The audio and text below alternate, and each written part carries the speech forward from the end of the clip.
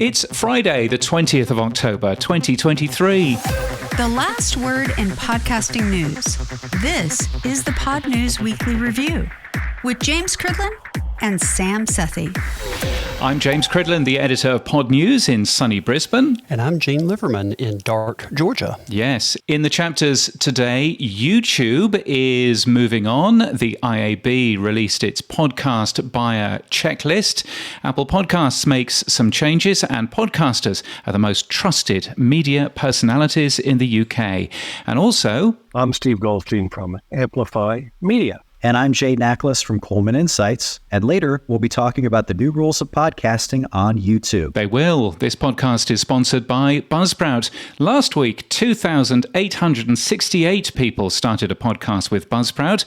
Podcast hosting made easy with powerful tools, free learning materials, and remarkable customer support. From your daily newsletter, the Pod News Weekly Review. Sam is truffle hunting in Italy and tasting Barolo. I've got no idea what Barolo is.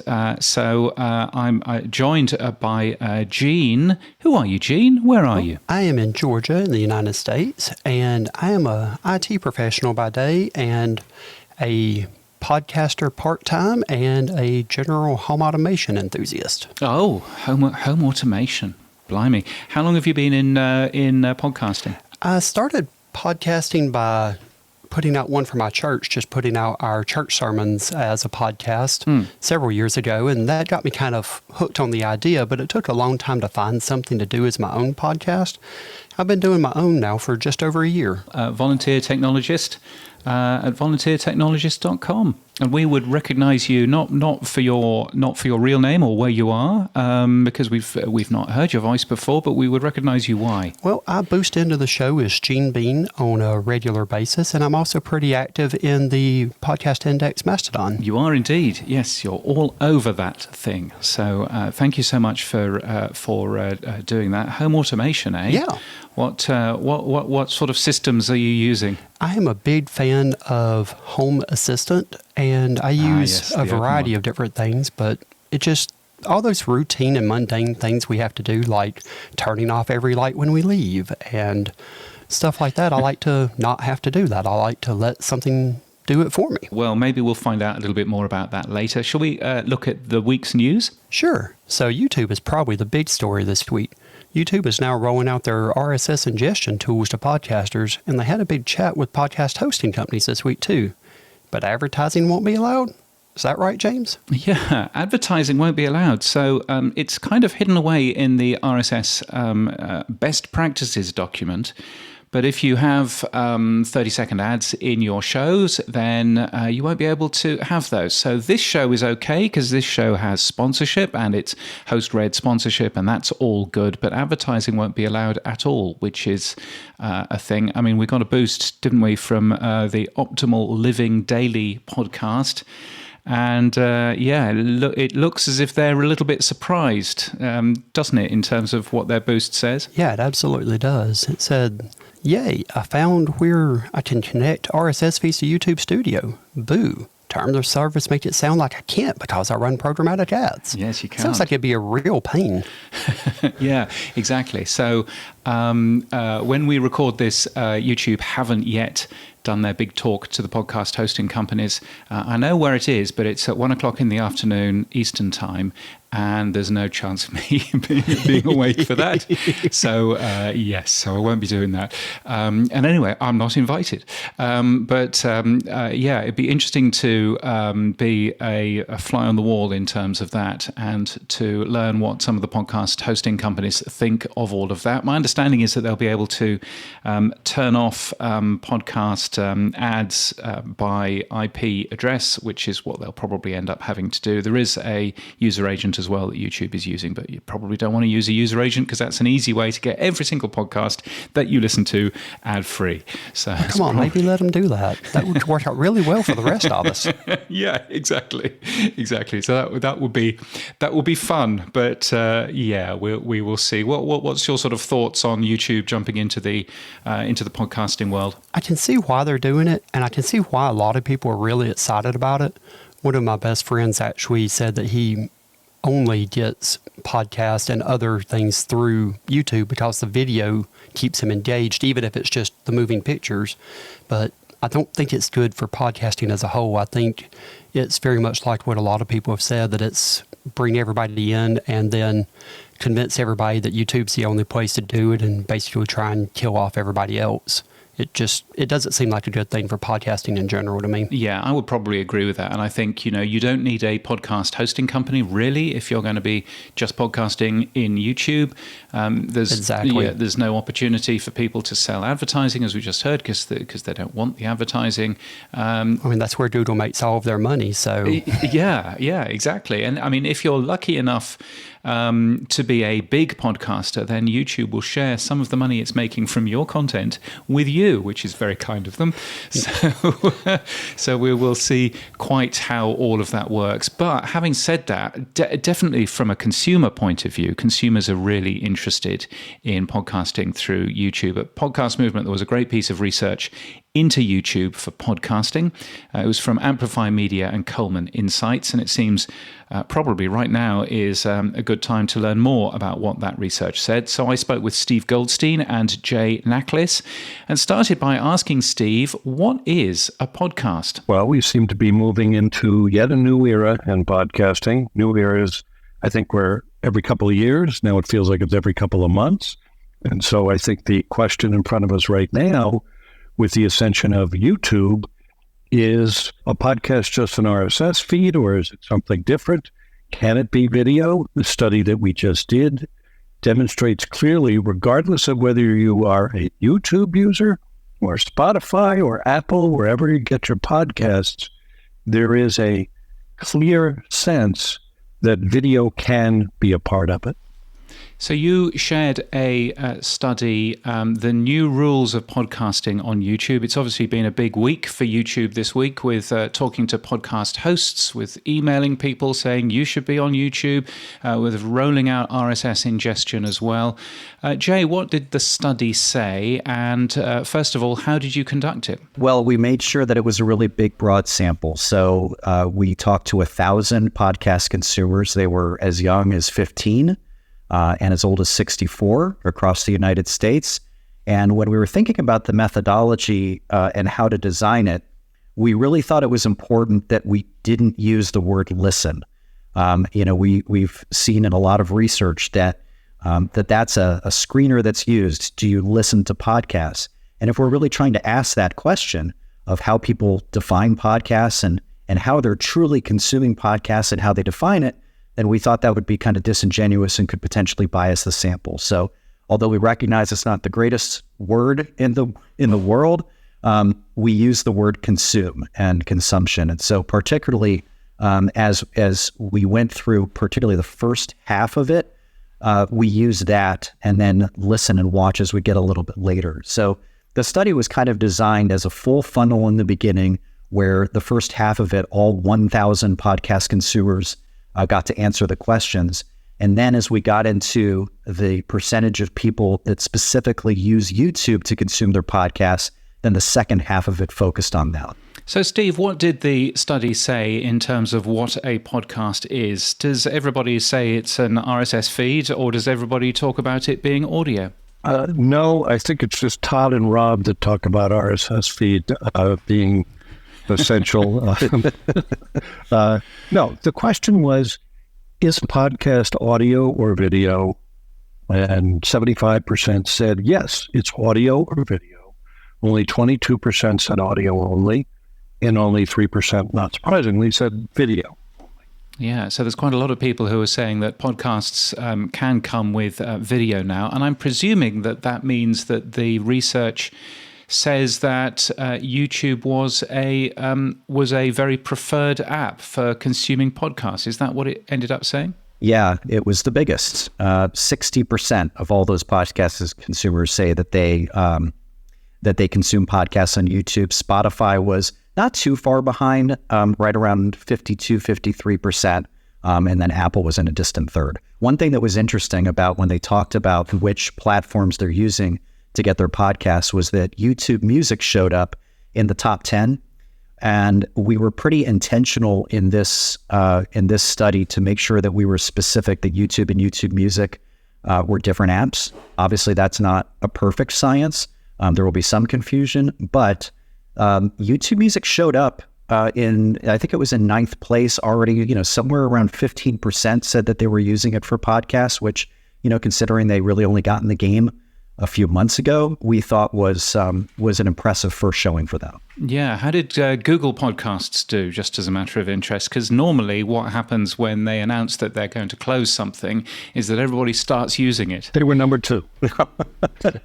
Actually, in all seriousness, one of the big findings is that podcast consumption on an app is not binary. 72% of consumers are using multiple apps for consumption. And if I could just throw some color on that, I'm teaching a course at NYU, and 100% of the students are on an iPhone, an Apple iPhone, but they are using Spotify and they are using YouTube. Almost universally, at least the 2 apps are being used because they are customizing their consumption. It's interesting. And you must have very rich students, Steve. Is there a difference between younger people and older people in terms of podcast consumption? One thing that was kind of surprising to us in this study was this kind of demarcation line above and over the age of 25. If you were over 25, you were more likely to use YouTube for podcasts. And if you were under the age of 25, Spotify was the leader. I think a lot of people intuitively would have thought it'd be the other way around. Now, Adam Bowie did some research last weekend. He suggested that only 8 of the top 25 shows in the UK were on YouTube. Did you ask anything about whether people's favorite shows were on YouTube already? Indeed, we did. So the study was divided into 2 sections. The first section, as Jay indicated, was a large overview of the market, and then we zeroed in on people who use YouTube. They indicate that YouTube is their favorite app for podcasts. And 24%, so really, a quarter, said that they could not find their favorite podcast on YouTube. And as I like to say, the lottery fits in here. You can't win if you don't play. So why not put the podcasts up on YouTube?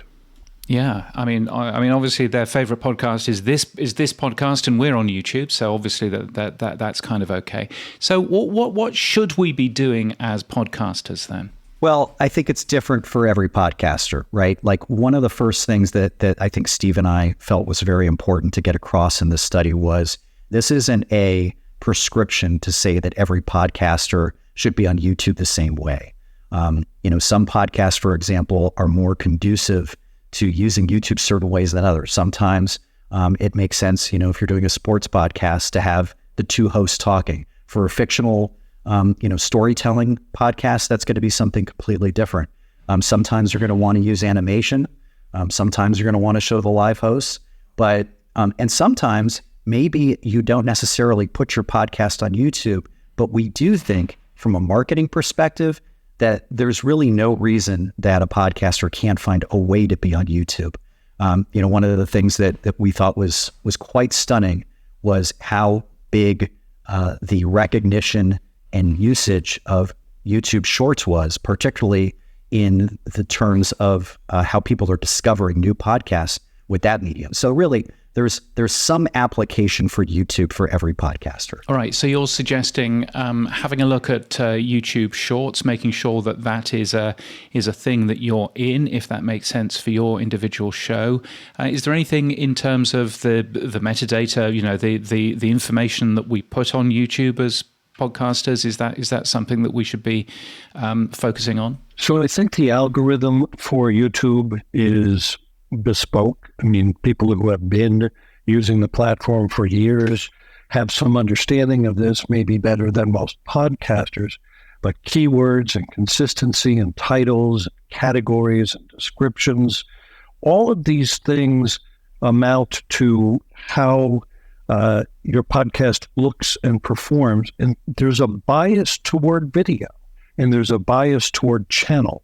And so when you start thinking about YouTube and the game that they play, then you're focusing on the algorithm, and warming up the algorithm is really critical. Because the algorithm, some people say, really favors video and favors people that don't skip away very, very quickly. I heard Andrew Scott talking about the idea that you should re-edit the podcast that you put onto YouTube to get rid of the intro music, to get rid of the, of the preamble and go straight into the meat. Is that something? I mean, Steve, you're an ex-radio programmer. Is that something that you would recommend? Well, I think getting into content fast is becoming more important in podcasting in general.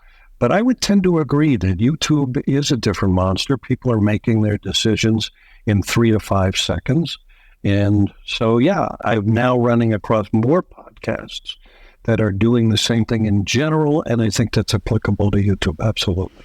And Jay, what other data did you find out in this study? We've seen some of the top-line results. We saw some of them at Podcast Movement earlier on in the year, but did you learn other things as well? Yeah, I mean, we learned a lot about the satisfaction levels of YouTube, which we thought, honestly, when we designed this study, I think we had a fair amount of hypotheses about how consumers felt about YouTube.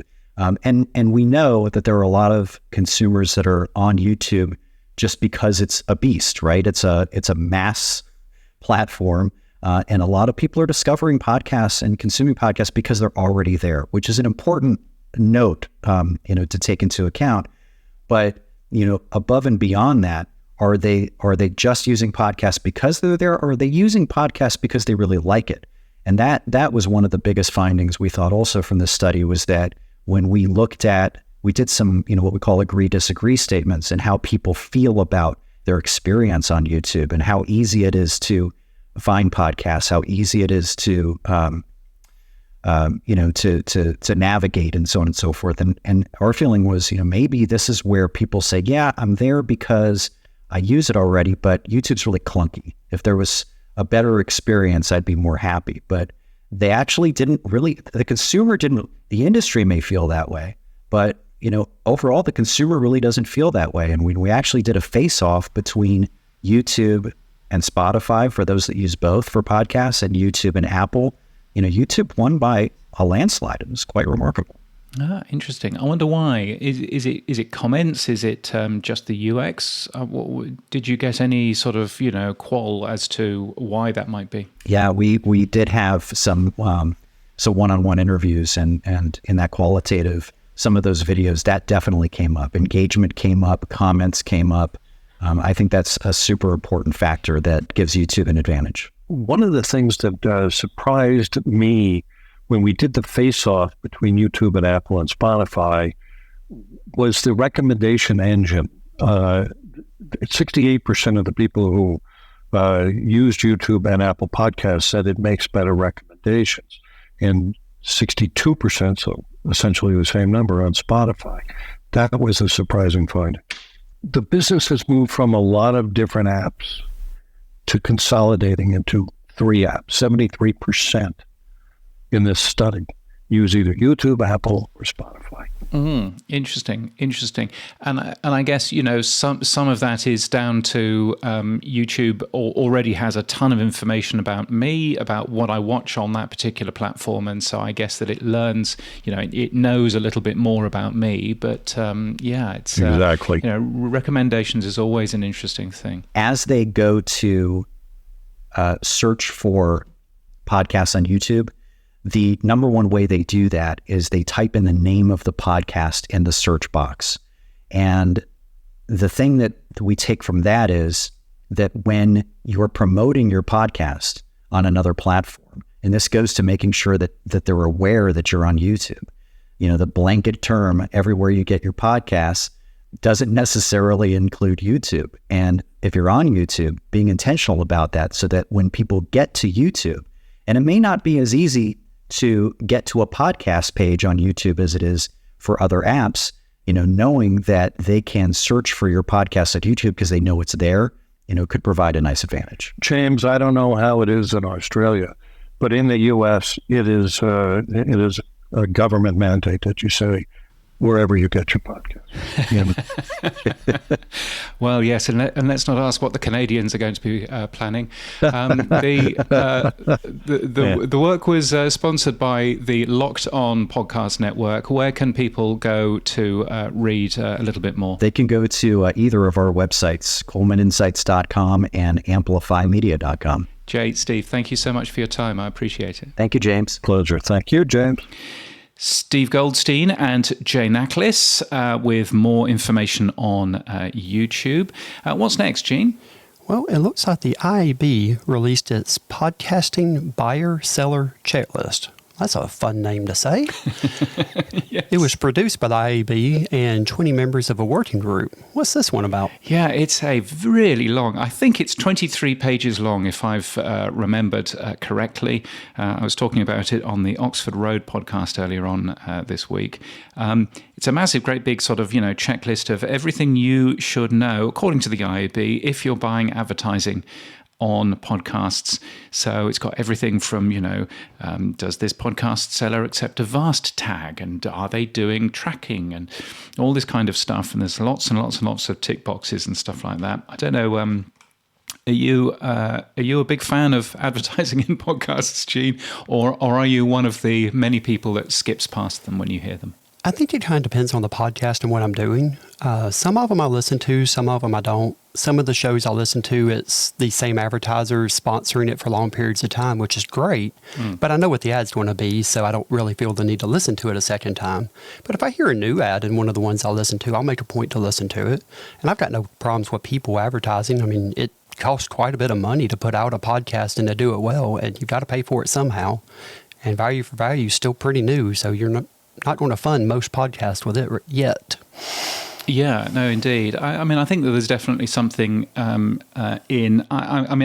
guess I worry slightly whether the IAB, which at the end of the day doesn't care too much about podcasting, it does ad banners, it does all forms of other advertising online. And I do kind of worry whether the IAB is the right set of people for this, and whether or not there should be other people involved. A podcast advertising bureau, perhaps, rather than anything else. But I think that would probably be a wise plan. But it's an interesting look into the podcasting industrial complex. Anyway, if you do go and download it, of course you do have to register in order to download it, which is always one of those things. So you will doubtless hear from the IAB for many, many years to come. They've got to be able to advertise to you too. Yeah. Well, yeah, exactly. That's exactly what the IAB needs to do. So yes, Apple Podcasts has made a couple of changes, haven't they? They sure have. Apple Podcasts made a few small changes about how automatic downloads worked in iOS 17. Do you think this is a big deal? Not necessarily sure it is a big deal.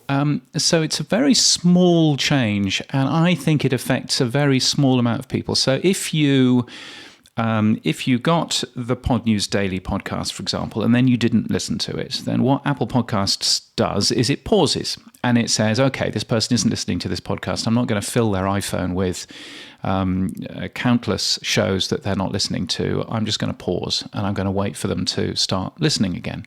And that's all fine. But the way that it used to work is when you started listening again, it would go, oh, he started listening to this podcast. Let me download every single podcast that's in the feed.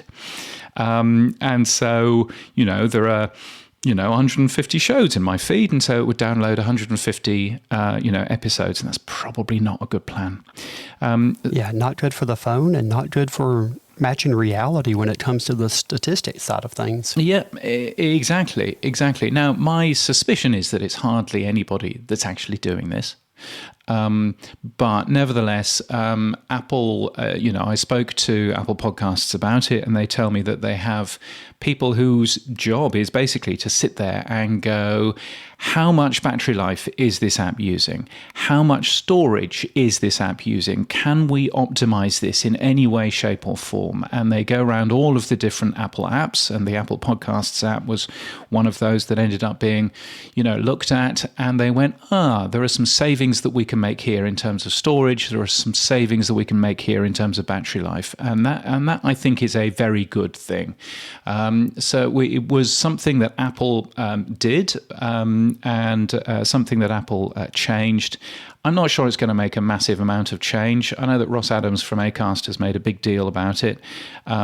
I'm not sure it's going to make a large amount of change, but as you say, Gene, what you will get out of it is you will get slightly more accurate download numbers, I suppose. Yeah, and as a consumer, you're going to get a little less stuff on your phone and a little tiny bit more battery life, and those are both good things. Yeah, those are a good plan. So I think that's a wise move from Apple Podcasts' point of view.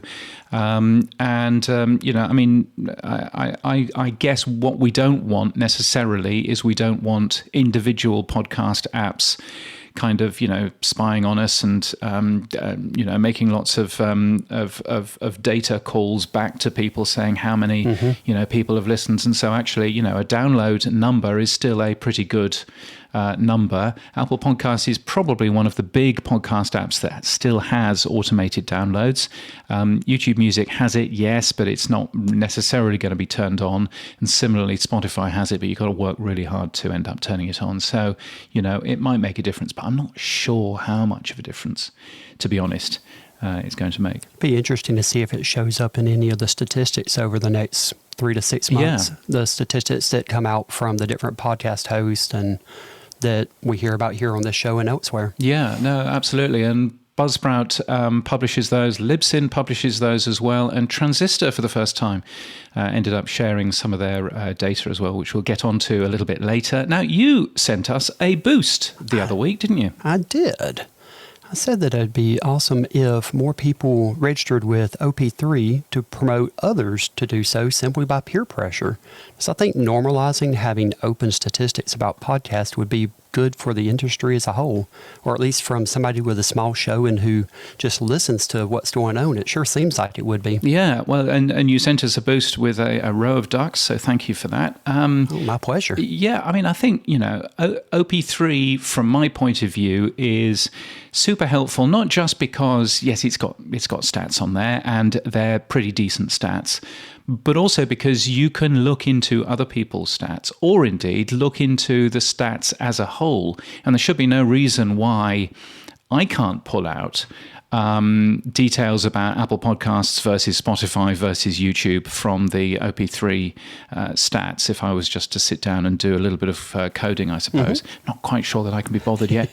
But anyway, we will see. How do you suppose that we get more people using OP3 and putting their stats into the public domain as you do when you're using this? I think at this stage it's going to have to be a bit of word of mouth and showing people by example that it's not going to crush your show or do something horrific with advertising or sponsorships to let anybody who wants to see what you're doing see what you're doing. I think some people are just afraid of the what ifs of how things are going to turn out, especially since we've heard so much about advertising going down or being harder for a lot of people to get. I think they're just afraid right now of what the impact could be to them. Yeah, I wonder how many people. Frankly, I wonder how many people lie about their stats. And I would imagine a fair few. Yeah, and so therefore they don't necessarily want some of those stats to be there. I'm just curious. So on the Podcast Business Journal, podcastbusinessjournal.com/data, there is actually a page which is full of shows that monitor their downloads through OP3. There's quite a lot of numbers in there as well. And I'm just sort of curious. It's a good place to go just to sort of see how you're doing in comparison to other people. Which is always a fun thing to end up doing. Not an awful lot of religious shows in there. I don't actually see any sermons in there at all. I wonder why that might be. I'm guessing the word just hasn't gotten out. The first one might be showing up in there pretty soon, though. Oh yes. Yep. Is that one that you'll be working on? It will be. Yes, actually relatively recently joined a new church, and we're going to be doing the same thing I did at my last church. We're going to be putting the sermons out as podcasts, and I will definitely be hooking it in with OP3. Very cool. Very cool. Have you considered our excellent sponsor, Buzzsprout? They're very good. That's actually where my show is hosted, and where my last church's show is hosted, and probably where this next one's going to be hosted. I am quite happy with them. Well, there you go. I hope they're listening to re-sign for next year.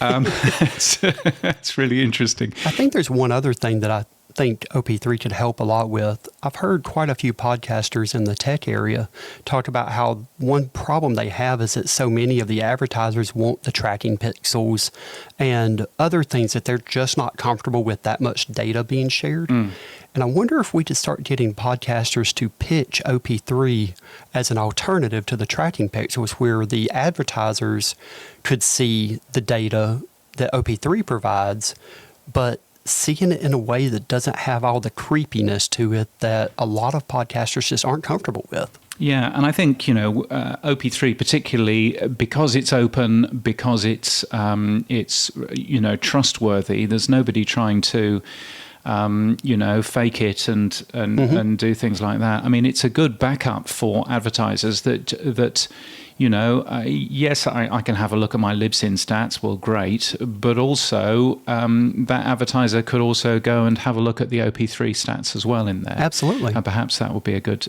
plan. op3.dev is where you go if you want to sign up for OP3. It's a good thing. I'm a supporter of OP3, a financial supporter. Looking forward to the logo being on there, John Spurlock, just saying. So that would be a good thing for more people to end up signing up for. And trust me, because I'm a podcaster.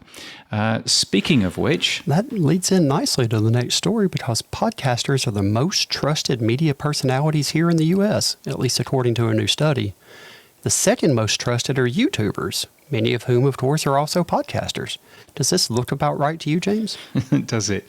Does it look about right to you? I mean, you presumably consume a fair amount of US mass media. I do. Yeah. Do you have much trust for some of the TV stuff that you see, or some of the newspapers? I have more trust than I think a decent amount of our population here does. So, what sort of media do you consume then? I watch national news.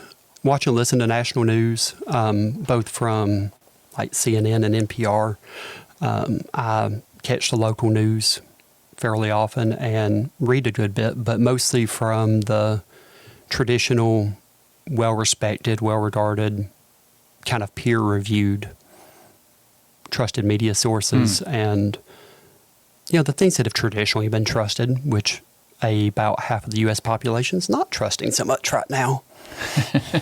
Yeah, and I think that's the interesting thing. Now, this study was paid for and published by Acast, and so all of a sudden you go, well, can I even trust this particular study? Which I think is absolutely fair enough, as well. Having said that, it's not just Acast data; it's Acast working with other people, working with a company called OnePulse, which has done a bunch of research. Pretty small sample size, though, only 451 people, and so you just sort of bear that in mind when you end up reading it. But I think certainly when people talk about podcasting, they're talking about intimacy. They're talking about how close the audience feels to the hosts, and I think that all of that is an important thing. So and I think it's an interesting piece of data just to be aware of, I guess. Yeah, it seems to mirror at least on the surface, it seems to mirror what I've heard from other places, and I think even heard in some of the national news and the things that are not podcast related or YouTube related. But I think it's down to what you were saying about the kind of intimacy and the fact that people have to choose to seek it out. And that it feels like a one-to-one conversation when you're listening to a podcast or watching a YouTube video, and I'm sure that has a lot to do with it. Yeah, and I'm sure it does. So interesting data. Worth a peek. You'll find that in the Pod News newsletter. And one more story, Gene. Yeah, there's a podcast discovery network called Pod Disco. They've launched and have just short episodes that are edits of shows like Crime Junkie, CBS News' 48 Hours, and Dateline NBC. The company tells Pod News that it hasn't asked creators for permission to do this with their shows. Why not? Well, why not, indeed? Firstly, they say that they haven't asked creators for permission. Essentially, they're hacking down a 45-minute show to about 15 minutes. It's a very strange listen when you have a listen to some of these shows. They've said that because they've said that they haven't asked for permission because they believe it can be beneficial for original creators as it can drive traffic to their content.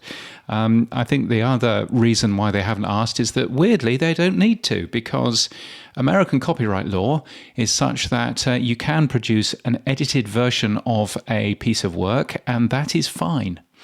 Which is where Blinkist and those services that turn a very long book into a 15-minute read. It's where those particular services can actually work. Although I believe that those services have actually talked to the authors. But they don't necessarily need to, because apparently it's fine under copyright law, which is a strange and wonderful thing. I wonder if anybody would make a 15-minute version of this particular show. Who knows? Be a scary concept. But yes, Pod Disco. It's an interesting idea. I'm not necessarily a massive fan of doing stuff without creators' permission and all of that, but it would be, it's always interesting to keep your eye on, I suppose. It is. It sounds a little bit like a podcast made up of the Podcasting 2.0 clips. Is that kind of what they're doing with it? Yeah, they could make it, I suppose, out of those individual clips. To be frank, it sounds as if it is. There aren't that many podcast apps out there which can just play a remote item, a little clip such as that. So I guess they're doing it to pull as many bits of content as they can together into one MP3. And maybe it will be slightly better if it was just a list of clips. Maybe that would be an interesting thing to have a play with. See if you could actually take, I don't know, the Podcasting 2.0 show with Adam and Dave. Maybe see if you could produce a 15-minute version of that, but only using the remote items, so that all of your value splits would still work and everything else. That'd be an interesting thing to have a play with. It sounds like you might have a new project to try. Yes, that's just what we don't want. Right, shall we move on? Yes.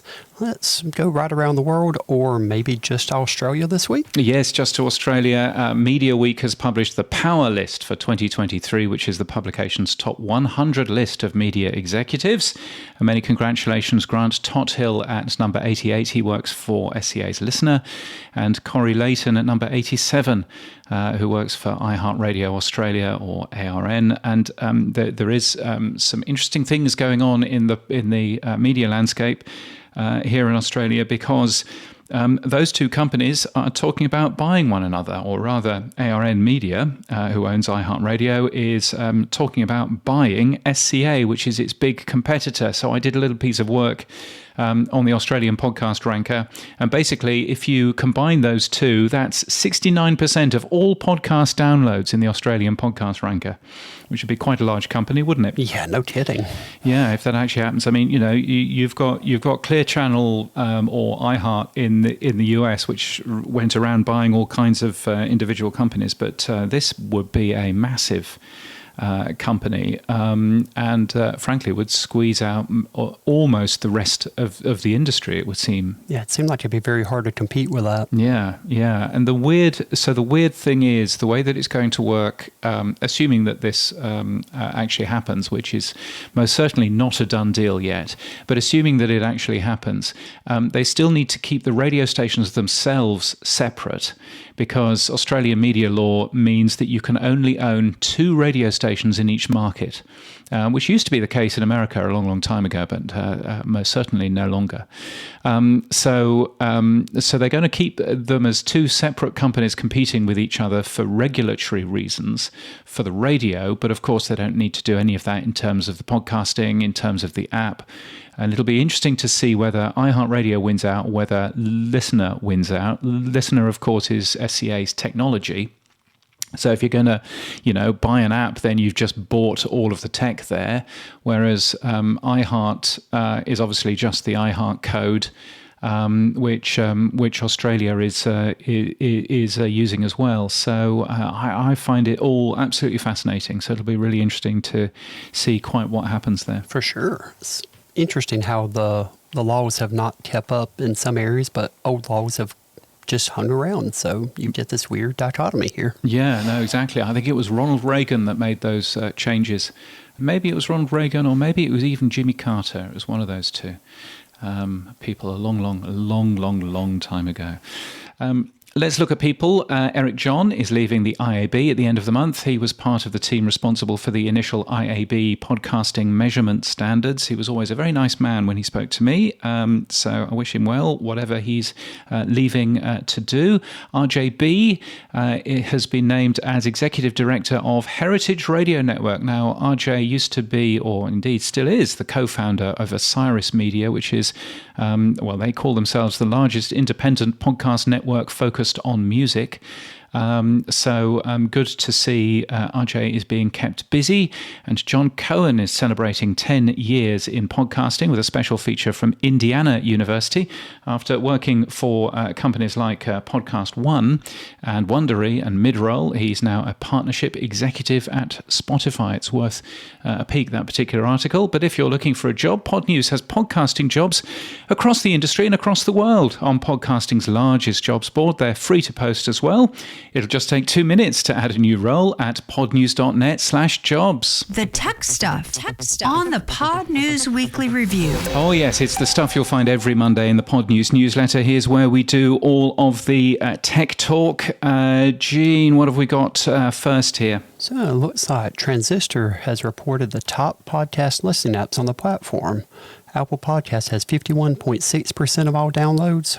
Spotify at 27.7%, and Google Podcast is at number 3 with 2.1%. Yes, just in time for them to turn them off. It's always interesting seeing these figures and then comparing them with other platforms as well. So very close to Buzzsprout's details. Buzzsprout currently says Apple Podcasts, Apple Podcasts is on 44.4%, it says here.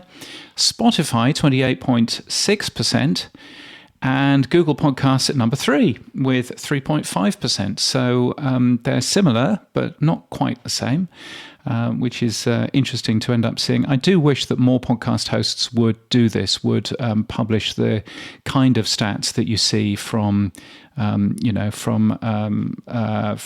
Transistor or from Libsyn in there, the feed podcast, or even at buzzsprout.com. I noticed that Buzzsprout have just changed their URL.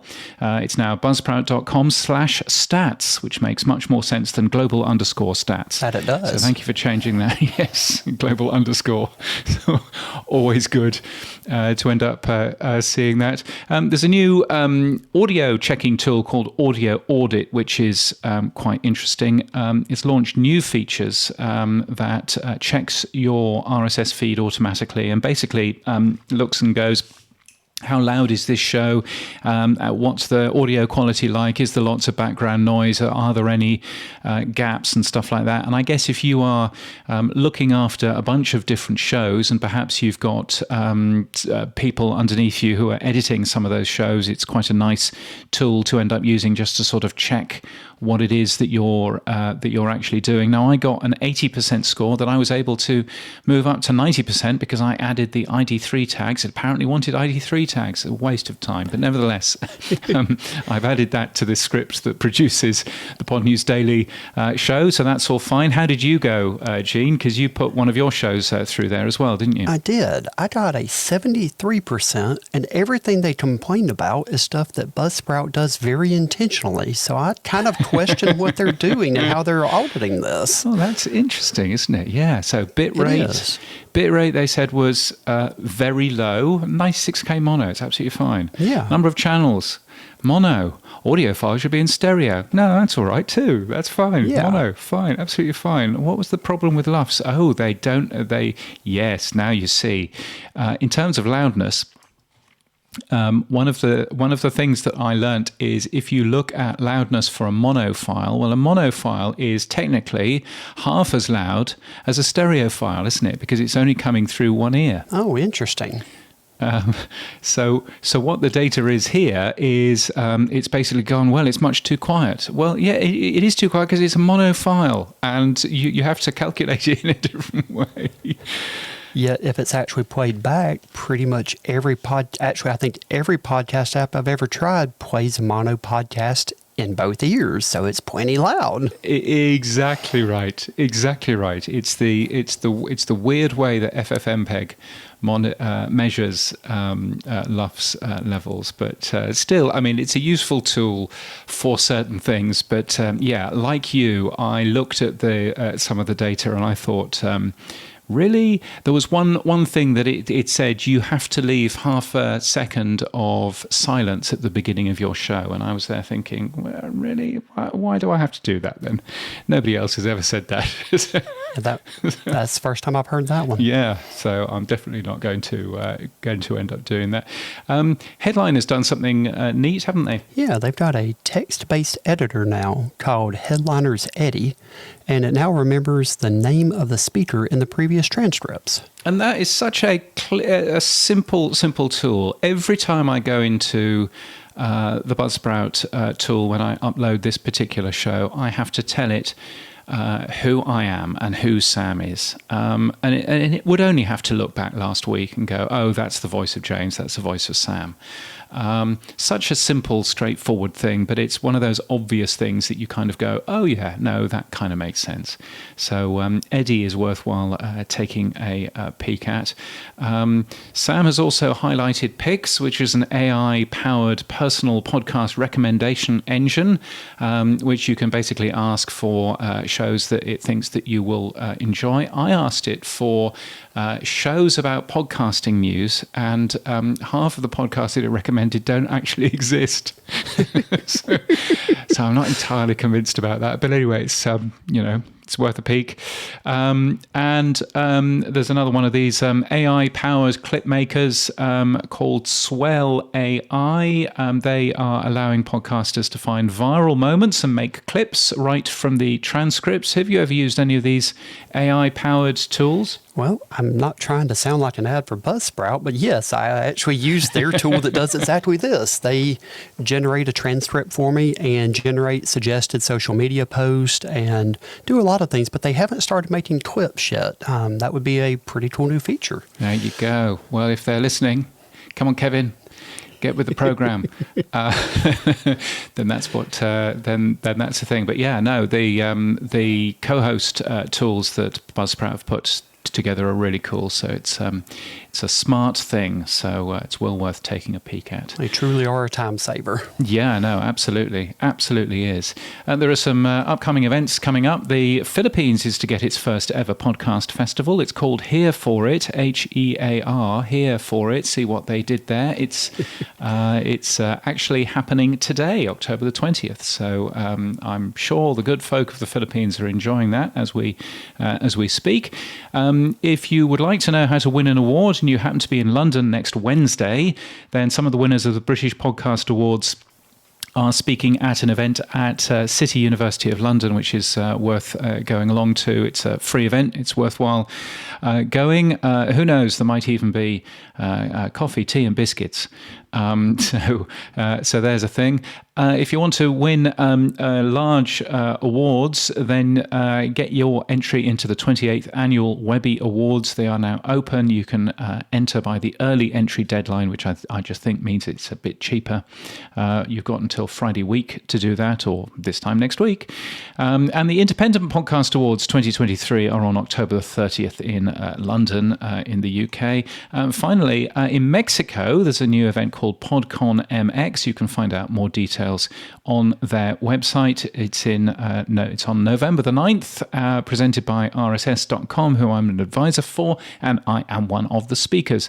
Very much looking forward to going to Mexico City. Have you ever been to Mexico, Gene? I have not, but that sounds like it'd be a lot of fun to go to. And in fact, while we're on this, you're in Georgia. Have you ever been to the Coca-Cola Museum? I have. I've actually been there many times. It is fairly close to me, and it is fascinating. Yeah, it's the weirdest thing is seeing there's a big theater where you go in and you can watch adverts for Coca-Cola. Yeah, that one's a little interesting, but there's enough in there to make it worth sitting through that short demonstration at the beginning. Yeah, yes. So that was a strange old thing. I went about 10 or so years ago. I did that. I did the CNN tour as well, which I'm sure that you would have done as well. Where there was an awful lot of swearing by the gallery, which was quite funny. Something went wrong, and there was lots of F-bombs. Very, very amusing. But anyway, yes. So it's a good place to go. I went to a radio conference in Georgia. Trying to remember when. But it would have been about 2015 or 2016, maybe even earlier. No, it must have been earlier than that. Maybe 2014, 2013. Anyway, it's the first time I met Rob Greenlee. So there's a thing. Not that we've gone off on one. There are more events, both paid for and free at Pod News, virtual events or events in a place with people. And if you're organising something, tell the world about it. It's free to be listed at podnews.net/events. Boostergram Corner on the Pod News Weekly Review. Yes, it's our favourite time of the week, Boostergram Corner, where we go through some of the boosts that we have had. What boosts have we had, Gene? Well, the first one is from Dave Jones. For a short show like Pod News Daily, listeners can just up their per-minute sat total. 200 sats per minute, 5 times per week is 16,000 sats per month. That's $4.32 per month, and that's in line with what you get from a $5 a month Patreon subscriber, he says. Yes, and I would exactly agree with that. A big rush boost from him, so thank you. I would agree with that if only people would. And I wonder whether or not people would necessarily go in and go, ooh, well, this is a short podcast, so therefore I should up the amount of sats per minute. There is in the spec, isn't there? There is a suggested sats per minute level. I don't know actually whether any podcast apps support that. I've heard Sam talking about supporting that on his app, where they're well, he supports everything on his app. So. Yeah, but where they're recommending a value for each podcast, and that sounds kind of like what you were talking about. But that's the only place I've seen it. So I wonder whether when you go and you use Fountain or something, it actually uses the recommended thing there. I should probably go and take a look. I'm an advisor to them too, so I should probably go and take a look and find out. Kyrin from the Mere Mortals podcast sent us a row of ducks, 2222 sats. I like the maths Todd was working out, he said. I did a couple of case studies on my auto. This is Todd Cochran from last week, of course. Don't eat me, Todd Cochran. I did a couple of case studies of my own shows on the Value for Value podcast and came away with 2 takeaways. Firstly, you'll need to optimize your show to make listener support stronger, which is a good point. He says, work on the ask, create a feedback loop, and all of that. And secondly, he says that Value for Value works financially better for small shows, about the same for medium large, but for the super rare, you might make more money, but then your show will suck anyway because you have ads in it. Oh, yes, I think he's talking about, yes, Value for Value versus advertising, which is what we were talking about last time, wasn't he? Mm-hmm. Yeah. So, Kyrin does a very good show. I'm sure that you've heard it, Gene. I'm sure that you're a regular booster. The Value for Value show, which occasionally I get to hear going out live, which is always a thrill. That sounds fun. I'm a little behind on it now, but it is a very good show, and it's one that I'll actually listen to all the back episodes of just to get caught back up. Yeah. So it's most definitely a good thing. And we've got one more boost, haven't we? We do. Some random person called Sam Sethi said, this is a test, and he sent you a whopping 40 sats. Well, thanks, Sam. Thanks for the test.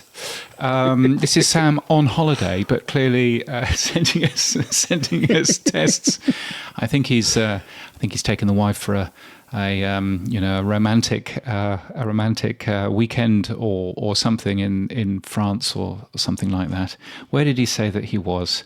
Let me scoot all the way back up to where he put in his details. Truffle hunting in Italy. Oh, yes, that's right. He's in Italy.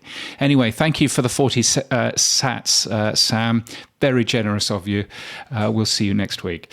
And if you get value from what we do, the Pod News Weekly Review is separate from Pod News. Sam and I share everything from it. We really appreciate your support so we can continue making this show.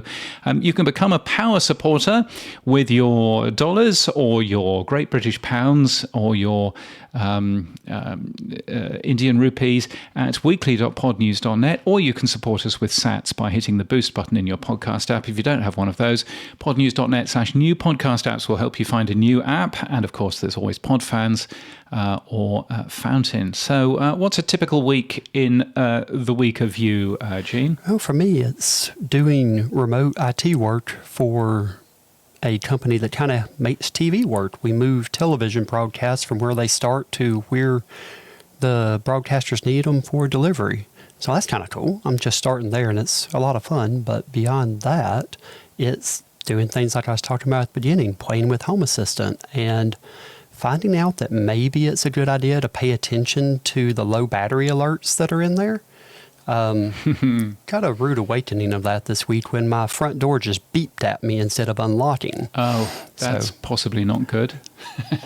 Yeah, fortunately mine still has a key on it. I was, trust but verify, so I didn't go truly keyless, but needless to say, I changed the batteries and then proceeded to find out that it's actually pretty easy to have Home Assistant send you reminders for that kind of stuff. Oh, really? Oh, there's a thing. Yeah. There's a thing, yes. I am mostly Google in this household, so not very much works on Home Assistant.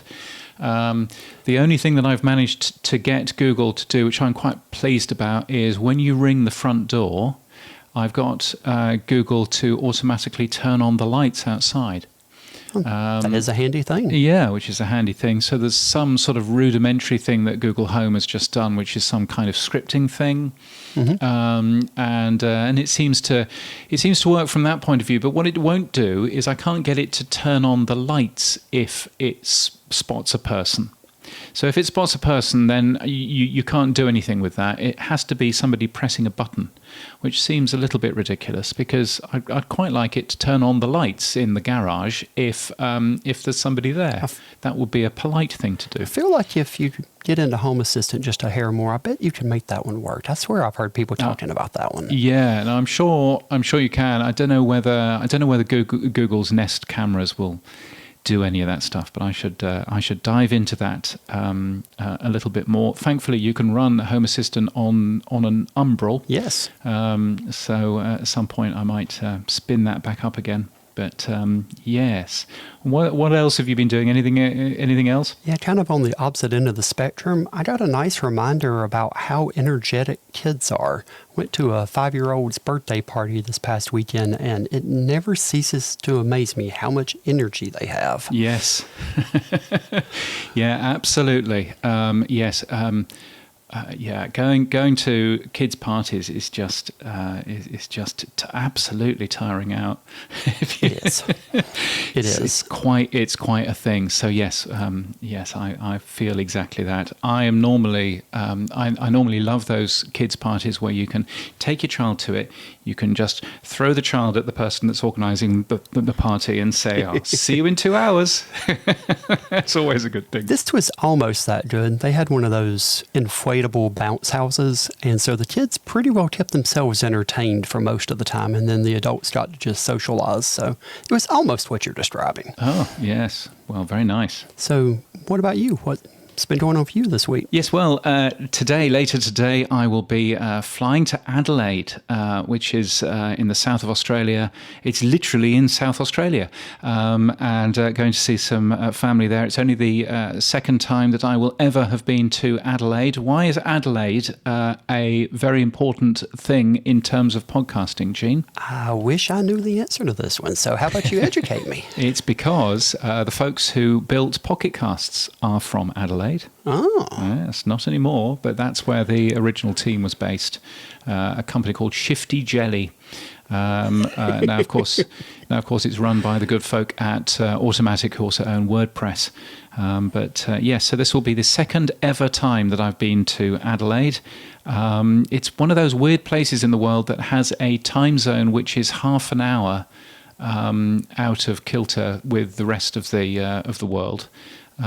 So the top. I always wonder if people do those just to be contrary. Yeah, it's just like, it's very, very strange. And and they have daylight savings time and we don't. So it's just going into summer here. And so I think that means that they are now half an hour ahead of us. No, they're now half an hour behind us. But normally they're half an hour ahead of us. It's just the world's most complicated thing ever. So yes, but I'm looking forward to going there and seeing. I'm driving down to a place called Victor Harbour, which is on the coast, and that's all that I know. It's about an hour and a half's drive away from Adelaide. So so that should be a little bit of entertaining. And then next week there will still be a Pod News Weekly Review, but I will be in Munich in Germany alongside Sam, who will be back. So you can find out exactly how I'm doing. I thought when I would go to Munich in October, I thought that Oktoberfest would be on. That would seem logical. Yeah, it would seem logical. It would seem a sensible thing. Do you know when Oktoberfest finished? I'm going to guess at the beginning of October. October the 3rd. Grief. Why would you do that? Why would you do that, Germany? What are you That's actually just doing? rude. Yes, exactly. So, it's a weird and wonderful thing. But anyway, I'm very much looking forward to going there and going to Copenhagen next week to do a little bit of speaking, and then back again. The airline will, I'm sure, miss me. But there we go. So, Gene, if anybody wants to hear your show, what's your show called and where is it? My show is called Volunteer Technologist, and you can find it at volunteertechnologist.com and in most podcast apps. And what is it about? It's a show that tries to take the stories of people who are technically inclined and volunteer those skills outside of their day jobs and kind of bring some of those stories out of the shadows. There's so much that is done by volunteers and just trying to tell some of those stories. Very cool. And presumably value for value and all of that? Absolutely. Yeah, it's all value for value enabled. Guests who come on who so desire get a split of anything that comes in. My last episode was with Mitch Downey, the creator of Podverse, and one of my favorite episodes I've done was with a gentleman who works in IT by day, but does volunteer work with his fire department and did some work in their fire stations that quite literally helps them be more effective at saving people's lives and property. Wow, that's very cool. So Volunteer Technologist, and you'll find it wherever you get your podcasts, even on YouTube? Not on YouTube and not on Spotify, but pretty much everywhere else. Oh, not on Spotify. Why is that then? Just not a big fan of Spotify. It's kind of the same reasons it's not YouTube. They just don't strike me as being all that great for the podcast industry, and I just don't feel the need to support them. No, indeed. Well, volunteer technologist at volunteertechnologist.com. Mm-hmm. And that's it for this week. You can give feedback to James and Sam by sending them a Boostagram. If your podcast app doesn't support Boost, then grab a new podcast app from podnews.net/new podcast apps. Our music is from Studio Dragonfly. Our voiceover is Sheila D. We use Clean Feed for our main audio, and we're hosted and sponsored by Buzzsprout. Podcast hosting made easy. Thank you, Gene. Thank you for having me. Get updated every day. Subscribe to our newsletter at podnews.net. Tell your friends and grow the show. And support us. The Pod News Weekly Review will return next week. Keep listening.